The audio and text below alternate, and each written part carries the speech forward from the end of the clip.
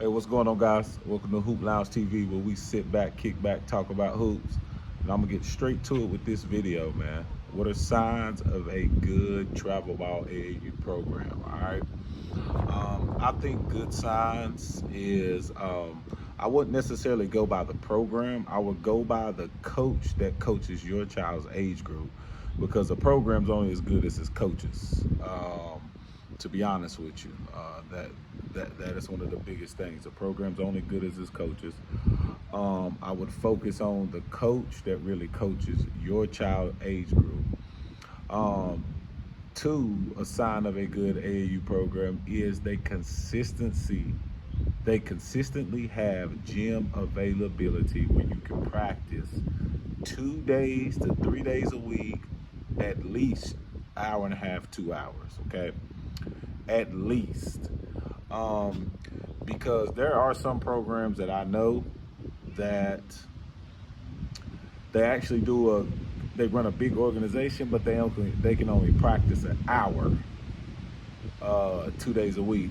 And we all know, as a former player, guy that coaches travel ball, coach public high school for 3 years, an hour every day, an hour for 2 days is definitely not enough, because there's times you might spend a whole practice on one thing until they get it right, because that one needs to be emphasized. All right.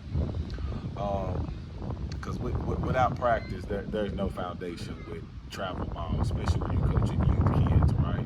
The grassroots ages, that's huge. And a lot of these programs, like,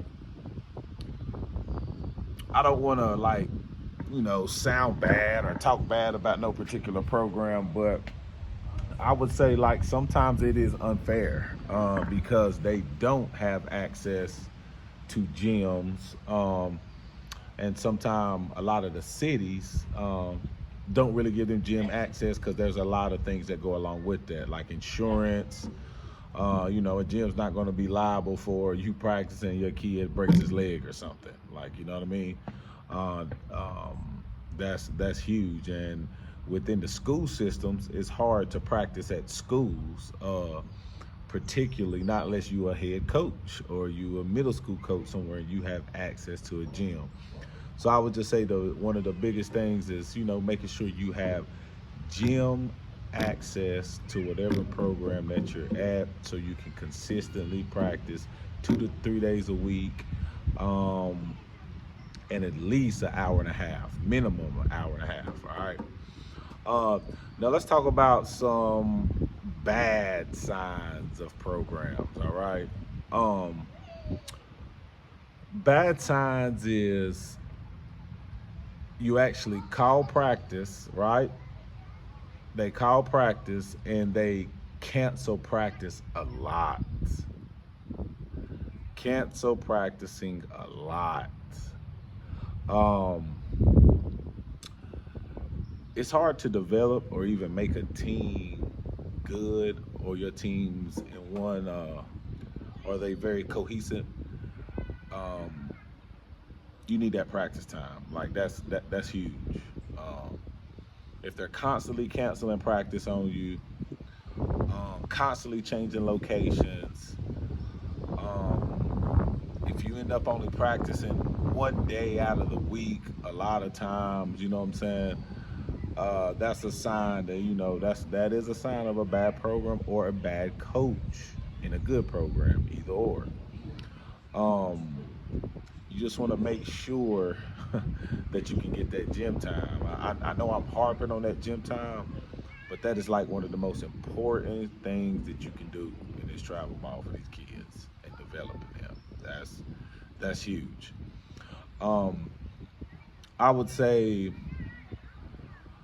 bad signs of a travel ball team is a coach that really don't know how to teach things to kids. Like, they might have great intentions, don't get me wrong, because some coaches do got great intentions. They're good at putting the dog, breeding a dog, making them play tough. But you want to have, you want to be able to teach how to motivate the kid. And you want to also know how to, teach them how to play aggressive within offense or within the defense, or you're coaching them. Okay, look, Hey, you got 4 fouls. Let's adjust. Let's adjust. Okay. That's huge at them youth ages. Another sign of a bad program is the coach is constantly blaming things on the refs. Okay. Um, we all know that travel ball refs. I'm not even really gonna say they bad, bro. I just think I'll say they're inconsistent, very inconsistent. But there are a bunch of good ones, man. Um, you just have to make sure that the coach you with does not become a victim of the whistle itself. Okay, meaning that every time they lose, you're like, I'd say majority of the time that you lose in general, there is something that you're saying about the ref, or what the calls weren't great, or this wasn't great, or man, if it weren't for that one call, you know what I'm saying, like that, like that's the stuff you gotta stay away from. And a lot of times at these youth ages, really the smaller programs that practice consistently is really where your child's going to develop the most. I'm just be honest with you. Uh, you can teach a lot in practice. That's why colleges and high schools, prep schools, good schools, that they practice every day. During the week. You know what I mean? Practice every day. There's a reason behind that, because you can build structure that way. Um, it's hard. It's hard to build structure in youth if you don't spend time with them, especially in practice, going over things. Um, that's monumental. And I would also say, like for example, me with my travel ball team, like I give my parents a schedule, and we stay on our schedule for the youth ages. Some might say it's too much, some might not even say it, but we play 3 on, 1 off. 3 on, 1 off. So that means we play 3 weekends back to back, and we do 1 off. Okay. The reason I do that, because you get to kids at that grassroots area, it's very imperative to play. It is. Even if they train, the more they play, the more they would put it together. Now, as you get older, you don't have to play as much because you got to feel for the game. You know what I'm saying? But yeah. So my schedule's 3 on, 1 off.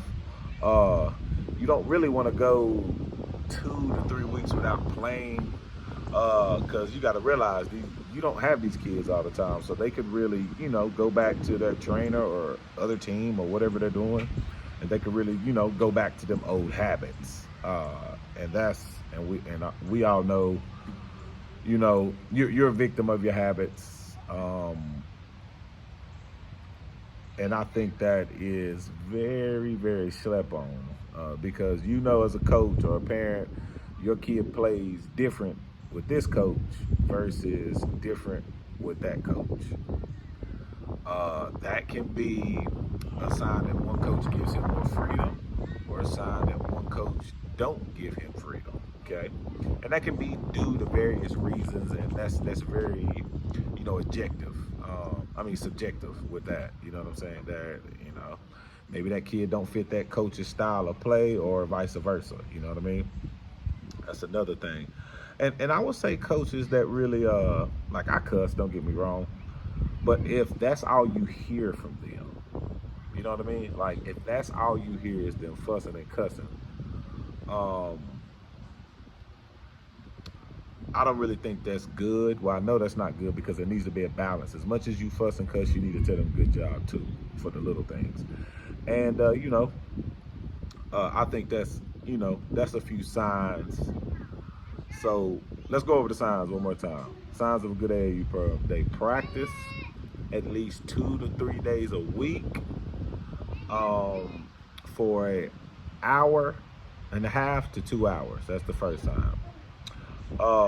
Second, I would say they do a good job on staying consistent with a particular core of kids. Okay, I think that's big. It is very hard to bring in kids on a regular basis and you don't have a core, and then there's no cohesiveness when you get out there on the court. You know what I'm saying? That's big. And the third thing is just making sure they have a gym, man, like an available gym And at these grassroots ages, I wouldn't get caught up in the name too much. I would stand behind a coach that has consistency over the name. Okay, names are big when they get older. Okay, when you're on them circuits for real. You know what I'm saying? But I would just say focus on like those three things, and I think those are signs of a good AAU program, travel ball program, or you're under a good coach with good guidance and good direction. All right, guys, that's it. Hit that like and subscribe button if you're feeling this. Share it if this helped you at all. If not, don't worry about it, man. Peace.